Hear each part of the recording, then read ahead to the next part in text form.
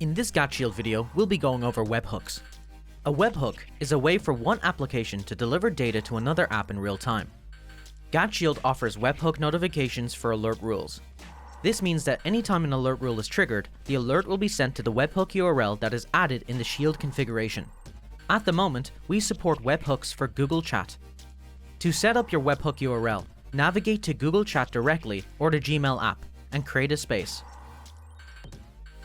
Once created, select the drop-down menu and go to Manage Webhooks. In the next window, name your webhook and select Save. A URL for the webhook will be generated. Copy the webhook URL. This URL will be used to connect Shield alerts to the webhook space. Moving on to GAT Shield, navigate to Configuration, General and CIPA, and then the Webhooks tab. Here you will be able to add a webhook to the tool. Enter the name for the webhook. For webhook type, select Google Chat and paste the webhook URL we copied earlier.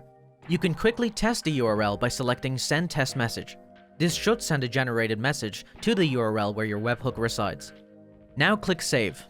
Now that you have added the webhook to the Shield tool, it can now be used in the Shield Alert Rules configuration area. Anytime an alert rule is triggered, the alert will be sent to the webhook URL that you have selected.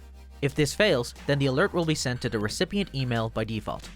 Please note that when a webhook is used, the email notification will be ignored and not sent. Here is an example of how the alert webhook should look. That covers this GAT Shield how-to. Thanks for watching.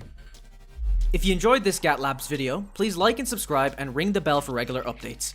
You can also get a free 15-day trial of GAT Plus by following the link in the description.